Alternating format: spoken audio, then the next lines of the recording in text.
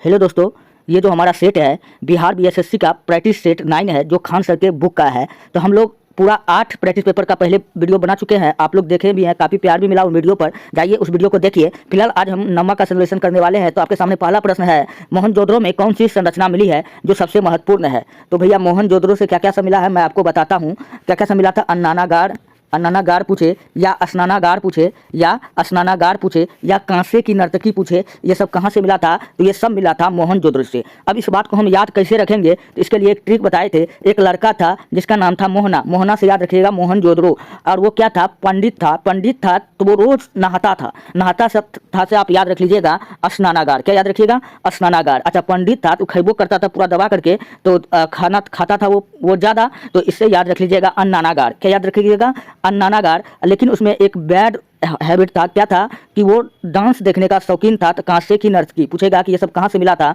तो ये सब मिला था मोहनजोदड़ो से मिला था। इसलिए इसका राइट आंसर क्या हो जाएगा, ऑप्शन ए हो जाएगा। चलिए दूसरा नंबर का प्रश्न है, लुम्बिनी महात्मा बुद्ध के जीवन की किस घटना से संबंधित है। तो लुम्बिनी में क्या हुआ था, लुम्बिनी में भगवान बुद्ध का जन्म हुआ था। कहाँ हुआ था, लुम्बिनी में महात्मा बुद्ध का जन्म हुआ था। लुम्बिनी कहाँ पड़ता है, नेपाल के लुम्बिनी वन में इनका जन्म हुआ था। तो यहाँ ऑप्शन ए इसका बिल्कुल राइट होगा। चलिए थोड़ा सा और क्वेश्चन जानते हैं। भगवान बुद्ध को हम लोग कहते हैं एशिया का प्रकाश। क्या कहते हैं, एशिया का प्रकाश। क्वेश्चन पूछेगा एशिया का प्रकाश किसे कहते हैं, तो भगवान बुद्ध को कहते हैं। और गृह त्याग की घटना पूछेगा, भगवान बुद्ध का क्या कहलाता है, तो आपको बताना है महाभनिष्कर्मण। क्या बताना है, महाभनिष्कर्मण। और उसी प्रकार पूछे कि भगवान बुद्ध के मृत्यु की घटना क्या कहलाता है, तो महापरिनिर्वाण। क्या कहलाता है, महापरिनिर्वाण। और क्वेश्चन पूछेगा कि भगवान बुद्ध ने प्रथम उपदेश कहाँ दिया था, सारनाथ में दिया था। महात्मा बुद्ध का प्रथम उपदेश पूछेगा क्या कहलाता है, तो आपको बताना है धर्म चक्र प्रवर्तन। क्या बताना है, धर्म चक्र प्रवर्तन। चलिए ये रहा दूसरा नंबर का सोल्यूशन। चलिए उम्मीद करता है कि आप लोगों को समझ में आ गया होगा। चलिए तीसरा नंबर का प्रश्न है, इससे हम आगे बढ़ते हैं। तीसरा नंबर का प्रश्न है, आर्य समाज की स्थापना किसने किया था। तो आर्य समाज का जो स्थापना किया था 1875 ईस्वी में। कब किया गया था, 1875 ईस्वी में किसने किया था, तो आपको बताना है कि दयानंद सरस्वती ने किया था। किसने किया था, दयानंद सरस्वती ने। पूछेगा कहाँ किया था, आपको बताना है मुंबई में। कहाँ किया था, मुंबई में किया था। आप इतना बात याद रखिएगा। एक जरूरी बात दोस्तों, अगर आपको इस वीडियो संबंधित अगर पीडीएफ चाहिए तो जाइए हमारे टेलीग्राम चैनल पे, वहाँ पे सर्च कीजिए इतिहास की दुनिया 99, इतिहास की दुनिया 99। आप वहाँ से इस वीडियो का पीडीएफ और काफ़ी पीडीएफ वहाँ पे डाला हुआ है, आप लोग चाहे तो वहाँ से ले सकते हैं। चलिए अभी हमने बताया कि आर्य समाज का स्थापना किसने किया था, ये दयानंद सरस्वती ने किया था। राजा राम मोहन राय पूछेगा किसका कौन समाज का स्थापना किया था, तो 1828 ईस्वी में ब्रह्म समाज का किया था। और आत्माराम पांडुरंग पूछेगा कि कौन सा समाज का किसका स्थापना किया था, तो आपको बताना है प्रार्थना समाज का। किसका, प्रार्थना समाज का। चलिए हम लोग बढ़ते हैं नेक्स्ट प्रश्न की ओर। तीसरा का आंसर ऑप्शन ए था, ऑप्शन सी था दयानंद सरस्वती। चलिए हम लोग बढ़ते हैं चौथे नंबर के प्रश्न की ओर। क्वेश्चन आपके सामने में है, स्वतंत्रता आंदोलन के दौरान जन जागृति का कार्यक्रम पूरा करने के लिए गणेश उत्सव व शिवाजी उत्सव को मनाना किसने आरंभ कर दिया। हिंदुओं को एक करने के लिए लोकमान्य बाल गंगाधर तिलक जी ने गणपति उत्सव और शिवाजी महोत्सव ये कहाँ पर सर्वप्रथम मनाया था, ये महाराष्ट्र में मनाया था। कहाँ मनाया था, महाराष्ट्र में मनाना स्टार्ट कर दिया था। कौन किया था, ये किया था बाल गंगाधर तिलक। और बाल गंगाधर तिलक को हम लोग लोकमान्य के नाम से जानते हैं। अच्छा, इसका पत्रिका का नाम आप याद रख लीजिएगा। इसका पत्रिका काफ़ी ज़्यादा फेमस है, मराठा और केसरी। मराठा और केसरी। कभी कभी क्वेश्चन पूछ लेता है घुमा करके, मराठा जो है ये किस भाषा में है, तो मराठा जो था ये मराठी भाषा में नहीं था, ये बात याद रख लीजिएगा। जो केसरी था ये था मराठी भाषा में। चलिए हम लोग बढ़ते हैं नेक्स्ट प्रश्न की ओर। पांचवा नंबर का प्रश्न आपके सामने में है, आज़ाद हिंद फौज का गठन कब हुआ। तो आज़ाद हिंद फौज का गठन जो हुआ था 1942 में हुआ था। कौन कौन किया था, तो बताना है कैप्टन मोहन सिंह। कौन किया था, कैप्टन मोहन सिंह। बाद में आज़ाद हिंद फौज का जो बागडोर सुभाष चंद्र बोस ने अपने हाथों में ले लिया था। तो फिलहाल इसका राइट आंसर पूछा कि इसका गठन कब हुआ था, तो 1942 इसका राइट होगा। चलिए छठा नंबर का प्रश्न है, रोलेक्ट अधिनियम किस वर्ष में पारित किया गया था। और रोलेक्ट अधिनियम को हम लोग कहते हैं, या रोलेक्ट एक्ट को हम लोग कहते हैं काला कानून। क्या कहते हैं, काला कानून कहते हैं। ये कब हुआ था, ये हुआ था 19 मार्च 1919 में हुआ था। लेकिन यहाँ पे दिख कितना रहा है, 21 दिख रहा है। तो चलिए इसका राइट आंसर यही होगा, 21 मार्च 1919 को रोलेक्ट एक्ट पास हुआ था। इसके बाद कौन सा घटना हुआ था? जलियांवाला बाग का घटना हुआ था। पूछेगा ये कब हुआ था? तो जलियांवाला बाग कब हुआ था? 13 अप्रैल 1919 को हुआ था। चलिए बढ़ते हैं नेक्स्ट प्रश्न की ओर। अगला क्वेश्चन आपके सामने 7वां नंबर का है कि 1942 में प्रसिद्ध भारत छोड़ो प्रस्ताव कब पारित हुआ था? तो 1942 में भारत छोड़ो प्रस्ताव को महात्मा गांधी ने महाराष्ट्र के ग्वालियर टैंक के मैदान से शुरू किया था और यहाँ पर 70 मिनट का भाषण दिया था और इसी भाषण में एक नारा दिया था, डू एंड डाई, अर्थात करो या मरो। तो क्वेश्चन पूछेगा कि करो या मरो का नारा किसने दिया था? महात्मा गांधी ने दिया था। पूछेगा किस आंदोलन में दिया था? तो भारत छोड़ो आंदोलन में दिया था। पूछेगा भारत छोड़ो आंदोलन कब हुआ था? तो 8 अगस्त 1942 को हुआ था। इसलिए इसका राइट आंसर क्या हो जाएगा? ऑप्शन डी हो जाएगा। चलिए 8वां नंबर का भी प्रश्न सॉल्व हो गया। 9वां नंबर का प्रश्न आपके सामने में है, नेपोलियन संहिता का क्या विषय है? देखिए भैया, नेपोलियन संहिता बोले या नेपोलियन कोड बोले, बात बराबर ही होता है। तो नेपोलियन जो था यह फ्रांस में इससे बाहर ये 100 युद्ध को जीत चुका था। बाद में फ्रांस की जनता ने क्या किया था? इनको क्या किया था? इनको अपना राजा बनाया और वहाँ पर पहले राजा का शासन चलता था तो उसका अपना अधिकार चलता था। पूरी जनता को इन्होंने कानून में समानता, एक तिरंगा झंडा का निर्माण किया और सबको अधिकार दिया, कानून में समता का अधिकार, संपत्ति का अधिकार, जन्म से विशेष अधिकारों का सफाया। तो ये सब काम पूछेगा किसने किया था? ये किया था नेपोलियन बोनापार्ट ने किया था। पूछेगा कि इसका मृत्यु कहाँ हुआ था? तो इसका मृत्यु हुआ था सेंट हेलेना द्वीप पर। इसे काला पानी का सजा दिया गया था। 1921 ईस्वी में इसका मृत्यु हो गया था सेंट हेलेना द्वीप पर। चलिए हम लोग 9वां नंबर की ओर बढ़ते हैं। क्वेश्चन आपके सामने में है, जापान, जर्मनी और इटली ने मिलकर एक गुट का निर्माण किया जिसका नाम क्या था?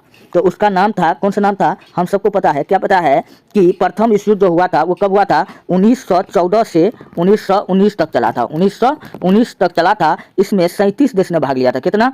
37 देश ने भाग लिया था और पूरा देश 2 भाग में बढ़ गया था। एक का नाम दिया मित्र राष्ट्र और एक का नाम दिया धुरी राष्ट्र। मित्र राष्ट्र में कौन कौन शामिल था? इंग्लैंड शामिल था, अमेरिका शामिल था। तो जो बड़े बड़े शक्तिशाली लगभग देश मित्र राष्ट्र में शामिल था। इधर जापान हो गया, जर्मनी हो गया, ये सब किसमें शामिल था? तो ये सब धुरी राष्ट्र में शामिल था। इटली हो गया, ये सब किसमें था? धुरी राष्ट्र में शामिल था। इसलिए इसका राइट आंसर ऑप्शन ए हो जाएगा, धुरी शक्ति। चलिए 10वां नंबर का प्रश्न आपके सामने में है, भारतीय संविधान के किस संशोधन द्वारा प्रस्तावना में 2 शब्द समाजवादी और धर्मनिरपेक्ष जोड़े गए थे? तो ये जो जोड़ा गया था ये 42वां संविधान संशोधन के तहत 3 चीज को जोड़ा गया था। तो 2 तो यहाँ ये दिया है, समाजवादी और धर्मनिरपेक्ष। तीसरा अखंडता। कौन? अखंडता। ये तीनों चीज जो है 42वां संविधान संशोधन के द्वारा प्रस्तावना में जोड़ा गया था और प्रस्तावना को हम लोग क्या कहते हैं? लघु संविधान कहते हैं। तो इसका राइट आंसर ऑप्शन सी हो जाएगा, 42वां संविधान संशोधन। चलिए 11 नंबर का प्रश्न है, निम्न में से कौन सा कथन भारतीय संविधान की प्रस्तावना के संबंध में सही नहीं है? ऑप्शन 1 में है, यह न्यायविध नहीं है। ऑप्शन बी में है, स्रोत है और न ही उसकी शक्तियों का निषेध करती है। ऑप्शन सी है, प्रस्तावना संविधान का भाग है। ऑप्शन डी है, प्रस्तावना अभी तक सिर्फ 2 बार ही संशोधन में किया गया है। मैंने अभी आपको बताया कि प्रस्तावना में जो है संशोधन केवल 1 बार किया गया है। क्या किया गया है? केवल 1 बार किया है, जबकि ऑप्शन में हमको डी में दिख रहा है कि 2 बार ही संशोधन किया गया है। ये तो गलत दिख रहा है। तो इसका राइट आंसर क्या हो जाएगा? इसका राइट आंसर ऑप्शन डी हो जाएगा, ऑप्शन डी हो जाएगा। चलिए हम लोग बढ़ते हैं 12 नंबर के प्रश्न की ओर। क्वेश्चन 12 नंबर का है, अच्छा 12 तो बता दिए हैं ना। 12 नंबर का प्रश्न है, भारतीय संविधान का कौन सा अनुच्छेद एक स्वतंत्र चुनाव आयोग का प्रदान करता है? यानी कि इलेक्शन कमीशन का जो इलेक्शन कमीशन का गठन करता है, तो वो करता है अनुच्छेद 324 से अनुच्छेद 329। तो इसके बीच में हमको ऑप्शन क्या दिख रहा है? ऑप्शन ए दिख रहा है, अनुच्छेद 324। चलिए अगर पूछेगा कि भारत का प्रथम इलेक्शन कमिश्नर कौन था, तो आपको बताना है सुकुमार सेन। ये क्वेश्चन कई बार पूछा गया है, सुकुमार सेन। चलिए बढ़ते हैं नेक्स्ट प्रश्न की ओर। 13 नंबर का प्रश्न है, भारत में कानूनी अधिसत्ता किसके अधीन होता है? मानी किसके अधीन होता है? तो ऑप्शन यहाँ पर देखिए कौन कौन दिया हुआ है। सांसद है, उच्चतम न्यायालय है, राष्ट्रपति है, निर्वाचक गण है। तो हम सबको पता है कि भारत में सबसे जो ऊंचा पद होता है वो किसका होता है? राष्ट्रपति का होता है। और सांसद क्या करता है? ये विधि का यानी कि कानून का निर्माण करता है। चलिए बढ़ते हैं 14 नंबर के प्रश्न की ओर। किस राज्य के मुख्यमंत्री की नियुक्ति किसी राज्य के मुख्यमंत्री की नियुक्ति किसके द्वारा की जाती है? तो भैया राज्य में क्या होता है? मुख्यमंत्री होता है, राज्यपाल होता है और राज्यपाल जो होता है राज्य का मालिक होता है। तो वही ना मुख्यमंत्री को नियुक्त करेगा। तो इसका राइट आंसर क्या हो जाएगा? ऑप्शन डी हो जाएगा, राज्यपाल। चलिए बढ़ते हैं दूसरे अगले प्रश्न की ओर। 15 नंबर का है, भारत के उपराष्ट्रपति के निर्वाचन मंडल में शामिल होते हैं। उपराष्ट्रपति का जो निर्वाचक होता है तथा उसमें जो शामिल होता है वो कौन कौन होता है? सांसद के निर्वाचित सदस्य, नहीं ये बात गलत है। सांसद के दोनों सदनों के सदस्य, हाँ ये बात सही दिख रहा है। सी नंबर में ऑप्शन में है सदस्य सभा के सदस्य, ये गलत है। सांसद तथा राज्य विधानसभाओं के सदस्य, ये भी गलत है। इसका राइट आंसर ऑप्शन बी हो जाएगा, सांसद के दोनों सदन के लोग हिस्सा ले सकते हैं। चलिए हम लोग बढ़ते हैं 16 नंबर के प्रश्न की ओर। क्वेश्चन कहता है, भारत में किस राज्य में पंचायती राज प्रणाली अस्तित्व में नहीं आया? तो आप याद रखिएगा एक ट्रिक, MMN। तो एम से होता है मेघालय, और एम से होता है मिजोरम, एन से होता है नागालैंड। तो ये तीनों जगह जो है पंचायती राज अस्तित्व में नहीं है। अगर आपसे क्वेश्चन पूछेगा कि पंचायती राज सर्वप्रथम कब लगाया गया था, 2 अक्टूबर 1859 ईस्वी में राजस्थान के नागौर जिला में पहली बार पंचायती राज व्यवस्था लागू किया गया था। उस समय प्रधानमंत्री जवाहरलाल नेहरू और किसके सिफारिश पर लगाया गया था, बलवंत राय मेहता कमेटी के सिफारिश पर। आप इतना बात याद रखिएगा, ये सब बात क्वेश्चन में पूछा जा गया है। चलिए हम लोग बताएं 17 नंबर के प्रश्न की ओर। क्वेश्चन कहता है कि जम्मू और जम्मू कश्मीर उच्च न्यायालय के मुख्य न्यायाधीश जिनको बाद में उच्चतम न्यायालय के न्यायाधीश की शपथ दिलाई गई उनका नाम है, तो उसका क्या नाम था? न्यायमूर्ति मदन भीम राव लोकुर, ये तो गलत है। न्यायमूर्ति अफ्ताब आलम, इसका ऑप्शन ए बिल्कुल सही होगा, न्यायमूर्ति दलवीर भंडारी। चलिए बढ़ते हैं नेक्स्ट प्रश्न की ओर। क्वेश्चन 18 नंबर का है, किस राज्य का पृथक संविधान था? हम सबको पता है कि जहां से क्वेश्चन बनने वाला होता है मैं वहीं से आपको क्वेश्चन बना के दिखाता हूं। तो पृथक संविधान किसका था, मतलब अलग संविधान किसका था? हम सबको पता है कि जम्मू कश्मीर में पहले लगा हुआ था धारा 370। धारा 370 के तहत जम्मू कश्मीर को विशेष राज्य का दर्जा मिला था, लेकिन 2019 में क्या हुआ था, जम्मू कश्मीर से धारा 370 हटा दिया गया और इसको जो है जम्मू कश्मीर को विशेष राज्य का दर्जा भी समाप्त हो गया। अब वहाँ केंद्र शासित प्रदेश बना दिया गया है, हम सबको पता है। इसलिए इसका राइट आंसर क्या हो जाएगा? ऑप्शन डी इसका राइट होगा, जम्मू कश्मीर। चलिए 19 नंबर का प्रश्न आपके सामने में है, सूर्य की किरणें पृथ्वी के सतह पर पहुंचने में कितना मिनट लगता है? तो सूर्य का किरण जो है पृथ्वी पर पहुंच जाता है कितना मिनट में? 8 मिनट में। 8 मिनट में। वही कभी कभी पूछा जाता है कि कितना सेकंड में, तो सेकंड आपको याद रखना है कि 500 सेकंड में पहुंच जाए। जब सेकंड में पूछे तब बताना है। चलिए बढ़ते हैं 20 नंबर के प्रश्न की ओर। 20वां नंबर का प्रश्न है, फिनलैंड की शासकीय मुद्रा क्या है? फिनलैंड की मुद्रा पूछ रहा है, तो आपको फिनलैंड का क्या है? यूरो है। अमेरिका क्या है? डॉलर है। तो ये सब बात आप याद रखिएगा। चलिए हम लोग बढ़ते हैं नेक्स्ट प्रश्न की ओर। 21 नंबर का प्रश्न है, निम्नलिखित में कौन संघनन नहीं है? ओस, कोहरा, धुआं, पाला, मेघ, वर्षा। तो पाला भी संघनन है, कोहरा भी संघनन है, ओस भी संघनन है, धुआं जो है ये संघनन नहीं है। इसका राइट आंसर क्या हो जाएगा? ऑप्शन सी हो जाएगा। चलिए 22 नंबर का प्रश्न आपके सामने है, ज्वार भाटा की उत्पत्ति का कारण क्या होता है? देखिए भैया, ज्वार और भाटा ये दो शब्द है। समुद्र में उठने वाले लहर को हम लोग ज्वार कहते हैं और गिरने वाले लहर को हम लोग भाटा कहते हैं। ये जो उत्पन्न होता है चंद्रमा के गुरुत्वाकर्षण बल के कारण ही उत्पन्न होता है। ये ऑप्शन खोजिए कहाँ पर है? ऑप्शन सी में है, इसलिए इसका राइट आंसर ऑप्शन सी हो जाएगा। चलिए 23 नंबर का प्रश्न आपके सामने में है, बीबीपुर और नजफगढ़ झील किस प्रकार के प्राकृतिक क्षेत्र में स्थित है? तो ये किस प्रकार के प्राकृतिक क्षेत्र में स्थित है? रेतीला क्षेत्र मतलब बालू वाला क्षेत्र में, रेगिस्तानी क्षेत्र में नहीं, इसमें भी नहीं है। यह मैदानी क्षेत्र में स्थित है। इसका ऑप्शन सी बिल्कुल राइट होगा। चलिए बढ़ते हैं 24 नंबर का प्रश्न। क्वेश्चन कहता है कि एशिया में तीसरा सबसे अधिक आबादी वाला देश कौन सा है? तो एशिया में सर्वाधिक हमको पता है चीन पहले था, लेकिन अब भारत हो गया, भारत झंडा गाड़ दिया है, तो चीन और भारत तो दिख नहीं रहा है। तो तीसरा कौन है? इंडोनेशिया। कौन है? इंडोनेशिया है। इसका राइट आंसर क्या हो जाएगा? सर्वाधिक आबादी तीसरे नंबर पर एशिया में किस देश का है? इंडोनेशिया का है। वहीं पूछे इंडोनेशिया की राजधानी कहाँ है, तो आपको बताना है जकार्ता। कहाँ है? जकार्ता। चलिए हम लोग बढ़ते हैं नेक्स्ट प्रश्न की ओर। क्वेश्चन है 25 नंबर का, म्यांमार इसका नया नाम है। तो म्यांमार का पूछ रहा है कि कौन सा नया नाम है? तो म्यांमार का कौन सा नाम है? तो वर्मा। कौन नाम है? वर्मा नाम है। इसका ऑप्शन सी बिल्कुल राइट होगा। म्यांमार की राजधानी कहाँ है? रंगून। चलिए 26वां नंबर की प्रश्न की ओर हम लोग बढ़ते हैं। निम्न में से सही जोड़े का मिलान कीजिए। कौन इसमें कहता है सही है? नागालैंड का राजधानी कहाँ है? नागालैंड का राजधानी है कोहिमा। यहाँ लगाया क्या है? शिलोंग। तो ये गलत है। असम का राजधानी होता है दिसपुर, लेकिन लगाया क्या है? ईटानगर। तो यह ईटानगर तो अरुणाचल प्रदेश का होता है, तो ये भी ऑप्शन गलत है। अरुणाचल प्रदेश का राजधानी कहाँ है? अरुणाचल प्रदेश का कहाँ है? ईटानगर। त्रिपुरा का अगरतला है। अरुणाचल प्रदेश का गुवाहाटी नहीं है। चलिए इसका ऑप्शन सी बिल्कुल राइट होगा, अरुणाचल प्रदेश का ईटानगर। अरुणाचल प्रदेश का शायद ईटानगर है, थोड़ा कंफ्यूजन हो रहा है, शायद ईटा ही नगर है। चलिए 27 नंबर का प्रश्न की ओर हम लोग बढ़ते हैं। इसका राइट आंसर ऑप्शन सी हो जाएगा। नाथुला दर्रा किस राज्य में स्थित है? नाथुला दर्रा और जेलेपला दर्रा, दोनों दर्रा आपको याद रखना है। जब भी कभी नाथुला पूछे तो आपको जेलेपला भी याद रखना है। दोनों कहाँ है? ये दोनों है सिक्किम में। कहाँ है? सिक्किम में। इसलिए इसका राइट आंसर क्या हो जाएगा? ऑप्शन सी हो जाएगा। चलिए हम लोग बढ़ते हैं 28 नंबर के प्रश्न की ओर। क्वेश्चन है, नागा अर्जुन सागर बांध जिस नदी पर स्थित है वह है? तो देखिए भैया, इससे एक छोटा सा ट्रिक है। नागा अर्जुन सागर बांध, तो हमको पता है कि अर्जुन का दोस्त कौन था? भगवान कृष्ण था। ठीक है, कृष्ण से कौन सा नदी? कृष्णा नदी। तो खोजे कृष्णा नदी कहाँ आपको ऑप्शन में दिख रहा है? तो ऑप्शन 1 में दिख रहा है। तो इसका राइट आंसर क्या हो जाएगा? कृष्णा नदी पर स्थित है कौन सा बांध? नागा अर्जुन सागर बांध। वही पूछे महानदी पर कौन सा बांध स्थित है? तो महानदी पर है, महानदी कहाँ है? पहले तो बात जानिए, ये उड़ीसा में है। कहाँ है? उड़ीसा में है। यहाँ पर हीराकुंड बांध स्थित है। चलिए आप ये बात याद रखिएगा। चलिए 29 नंबर का प्रश्न आपके सामने में है, किसी मरु क्षेत्र में मृदा अपरदन को रोका जा सकता है? तो मृदा अपरदन को कैसे रोका जा सकता है? पेड़ पौधा लगाकर। कैसे रोका जा सकता है? पेड़ पौधा लगाकर या वन रोपण करके। तो इसका ऑप्शन सी बिल्कुल राइट होगा, यह बात याद रखिएगा। चलिए 30 नंबर का प्रश्न है, जनसंख्या 2011 के अनुसार सर्वाधिक घनी आबादी वाला राज्य कौन सा था? 2011 के अनुसार सबसे अधिक घनी आबादी वाला राज्य कौन सा था? हमको पता है कि भारत में जो दुइये गो है जनसंख्या में, एक बिहार है, एक उत्तर प्रदेश है। बिहार तो दिखता नहीं है, उत्तर प्रदेश ऑप्शन में है, इसलिए इसका राइट आंसर बिना सोचे समझे ऑप्शन सी को टिक कर देंगे, उत्तर प्रदेश सही हो जाएगा। चलिए 31 नंबर का प्रश्न है, वैश्वीकरण से क्या तात्पर्य है? देखिए इसका सेट में जो है आंसर ऑप्शन डी दिया है, जो कि गलत दिया है, लेकिन हमको लगता है कि ऑप्शन ए इसका राइट होगा। और आप लोग को क्या लगता है, आप लोग कमेंट में जवाब दीजिए। फिलहाल अगर इस वीडियो का अगर आपको पीडीएफ चाहिए तो आप जाइए हमारे चैनल टेलीग्राम चैनल पर इतिहास की दुनिया 99 सर्च कीजिए, वहाँ पे आपको मिल जाएगा। तो वैश्वीकरण का क्या? वैश्वीकरण का अर्थ होता है देश की अर्थव्यवस्था से विश्व की अर्थव्यवस्था को जोड़ना। इसमें क्या होता है, सरकार जो होता है आयात निर्यात पर छूट प्रदान करता है।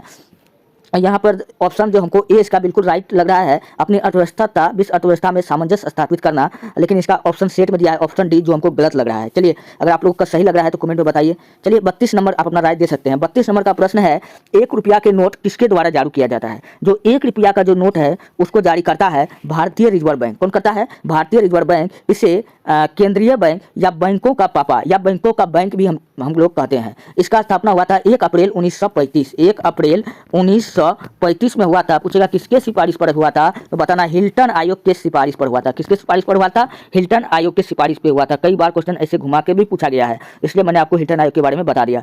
चलिए 33 नंबर का प्रश्न आपके सामने में है, निम्नलिखित में से कौन से दक्षिण अमेरिकन देश में वर्ष 2000 में पानी की आपूर्ति के निजीकरण के विरुद्ध पानी युद्ध हुआ था?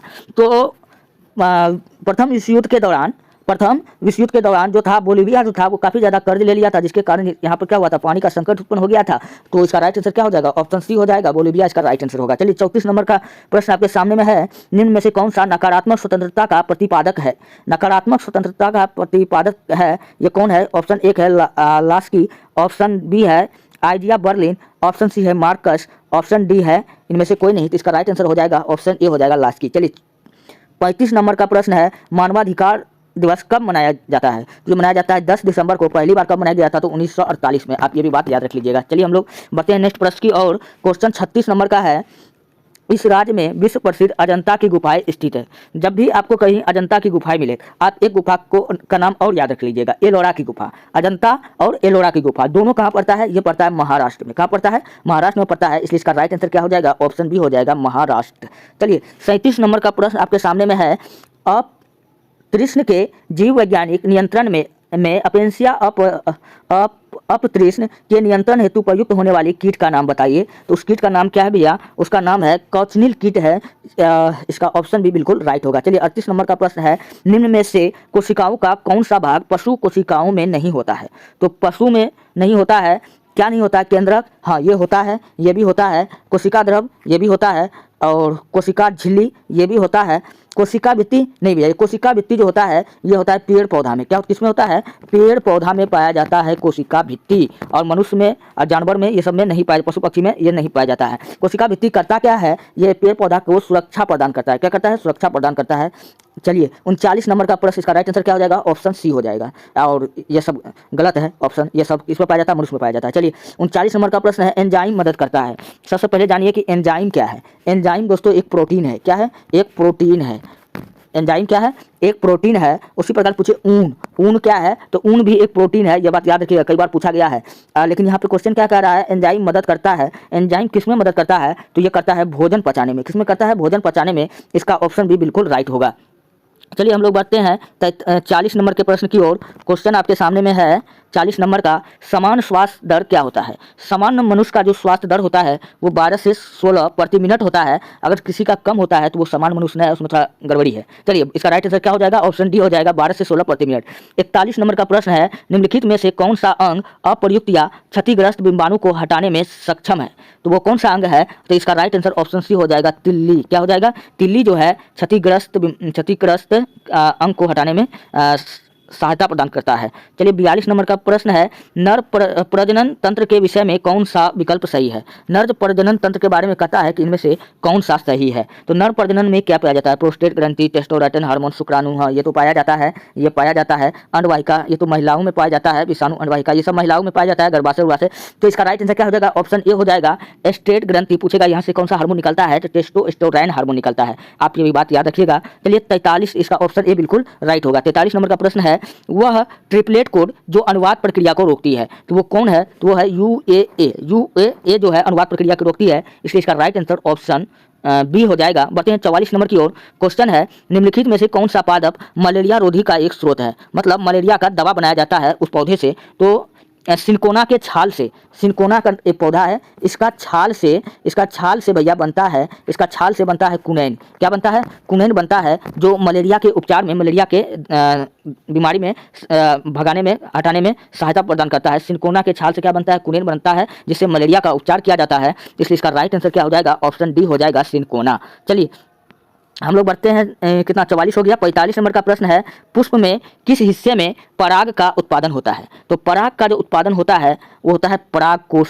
परागकण। अब परागकण के अंदर क्या पाया जाता है, परागकोश। तो इसका राइट आंसर क्या हो जाएगा, नहीं परागकोश के अंदर परागकण पाया जाता है, इसका राइट आंसर क्या हो जाएगा, ऑप्शन सी हो जाएगा। चलिए 46 नंबर का प्रश्न है, लैक्टोबैसिलस इसमें विशेष भूमिका निभाता है। लैक्टोबैसिलस पूछता है किसमें जो है विशेष भूमिका निभाता है। तो लैक्टोबैसिलस नाम का जो बैक्टीरिया है, हमको पता है किसमें पाया जाता है, दूध और दही में पाया जाता है। तो यहाँ ऑप्शन में देखिए, दूध से दही जमाने में। तो इसका राइट आंसर क्या हो जाएगा, ऑप्शन ए राइट होगा, दूध से दही जमाने में। 46 नंबर का प्रश्न हो गया। 47 नंबर का प्रश्न है संगठन का उच्चतम स्तर क्या है। संगठन का जो उच्चतम स्तर है भैया वो है जैव मंडल, इसका राइट आंसर ऑप्शन डी हो जाएगा।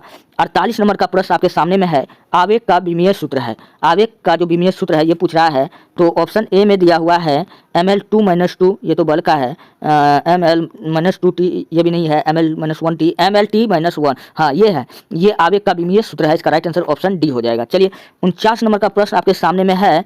49 नंबर का, यदि आप 1 किलोमीटर तैरते हैं तो आप कितने मील तैरते हैं। अगर आप 1 किलोमीटर तैरते हैं, आपने 0.62 मील दूरी पार कर लिया, इसका राइट आंसर कितना हो जाएगा, ऑप्शन बी हो जाएगा, 0.62। अगला 50 नंबर का प्रश्न है, न्यूटन के पहले सिद्धांत को यह किस नाम से जाना जाता है। क्वेश्चन ये कह रहा है, को यह भी कहते हैं, क्या कहते हैं, उसको किस नाम से जानते हैं, उसको हम लोग कहते हैं जड़त्व का नियम, लॉ ऑफ इनर्शिया, हम सब जानते हैं। न्यूटन का बुक का नाम क्या था, प्रिंसिपिया। क्या नाम था, प्रिंसिपिया। और प्रिंसिपिया में इन्होंने गति के 3 नियम बताया था, न्यूटन के प्रथम नियम, सेकेंड नियम और न्यूटन के थर्ड नियम, जिसमें न्यूटन के प्रथम नियम को हम लोग जड़त्व का नियम कहते हैं। इसका राइट आंसर क्या हो जाएगा, ऑप्शन बी हो जाएगा। दोस्तों ये 50 क्वेश्चन मैं हर रोज बताता हूँ, इससे ज़्यादा बताएंगे तो वीडियो बड़ा हो जाएगा। फिलहाल अगर आपको वीडियो अगर अच्छा लगता है, हेल्पफुल लगता है, तब आप हमारे चैनल को सब्सक्राइब कीजिए और जितना हो सके अपने दोस्तों में भेज दीजिए। अगर आपको इस वीडियो संबंधित PDF चाहिए तो आप जाइए हमारे टेलीग्राम चैनल पर, वहाँ पर सर्च कीजिए इतिहास की दुनिया, इतिहास ITIHASKI इतिहास की DUNIYA दुनिया 99, वहाँ से आप जाकर के PDF प्राप्त कर सकते हैं। अगर और भी किसी चीज़ का आपको PDF चाहिए तो आप कमेंट कर सकते हैं। मिलते हैं नेक्स्ट वीडियो में, धन्यवाद।